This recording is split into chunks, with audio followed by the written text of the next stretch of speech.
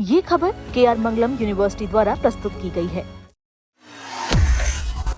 कश्मीर में एक बार फिर आतंकी हमले ने सुरक्षा एजेंसियों की चिंता बढ़ा दी है। दक्षिण कश्मीर के अनंतनाग में दिन दहाड़े हुए आतंकी हमले के बाद अब श्री अमरनाथ यात्रा की सुरक्षा व्यवस्था की एक नए सिरे से समीक्षा शुरू कर दी गई है। सुरक्षा एजेंसियां पूरे घटनाक्रम का विश्लेषण कर रही है और ये पता लगाने की कोशिश कर रही है कि सुरक्षा व्यवस्था में कहीं कोई कमी तो नहीं रह गई। सुरक्षा एजेंसियों का मानना है कि लगातार दबाव और आतंकियों के खिलाफ चल रहे अभियानों के कारण अब आतंकी सीधे सुरक्षा बलों से मुठभेड़ करने से बच रहे हैं। इसके बजाय वो भीड़भाड़ वाले इलाके में छोटे लेकिन सनसनी फैलाने वाले हमलों और टारगेट किलिंग जैसी घटनाओं को अंजाम देने की कोशिश कर रहे हैं। अनंतनाग की घटना के बाद इस रणनीति को ध्यान में रखते हुए सुरक्षा व्यवस्था की समीक्षा की जा रही है। खुफिया सूत्रों के अनुसार आतंकी संगठनों का मकसद अमरनाथ यात्रा के दौरान किसी भी तरह की घटना को अंजाम देकर राष्ट्रीय और अंतर्राष्ट्रीय स्तर पर प्रचार हासिल करना है। इसके जरिए वे कश्मीर में सामान्य होते हालात को प्रभावित करना चाहते हैं और दुनिया के सामने ये संदेश देना चाहते हैं कि घाटी में स्थिति अभी भी पूरी तरह सामान्य नहीं है।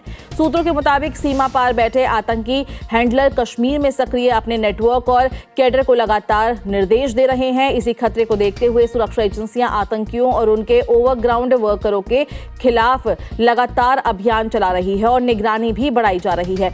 कश्मीर मामलों के जानकार अजय बचलू का कहना है कि ये हमला ऐसे समय में हुआ है जब खराब मौसम के कारण अमरनाथ यात्रा स्थगित थी। उनके मुताबिक हमले की टाइमिंग से ये संकेत मिलता है कि उद्देश्य बड़े पैमाने पर जनहानि करना नहीं था बल्कि लोगों में डर का माहौल बनाना था और अपनी मौजूदगी का संदेश देना था। उनका यह भी मानना है कि यदि आतंकियों का लक्ष्य बड़े स्तर पर नुकसान पहुंचाना होता तो परिस्थितियां अलग हो सकती थी। सवाल यह भी उठ रहा है कि आतंकियों ने अनंतनाग को ही क्यों चुना। पुलिस अधिकारियों के अनुसार जिस स्थान पर हमला हुआ वो भीड़भाड़ वाला बाजार क्षेत्र है जहां पुलिस की नियमित तैनाती रहती है। ऐसे इलाके में अचानक हमला करके मौके से फरार होना आतंकियों के लिए अपेक्षाकृत आसान होता है। शुरुआती आंकलन के मुताबिक इस वारदात को 2 या 3 आतंकियों के छोटे मॉड्यूल ने अंजाम दिया हो सकता है और संभावना है कि उन्होंने पहले इलाके की रेकी भी की थी।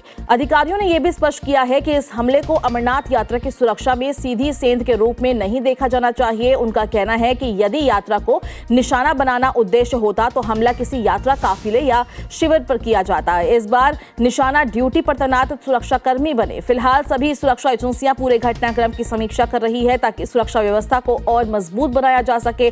आने वाले दिनों में अमरनाथ यात्रा की सुरक्षा को लेकर अतिरिक्त सतर्कता बरती जाएगी और किसी भी संभावित खतरे से निपटने के लिए सुरक्षा इंतजामों को और मजबूत किया जाएगा।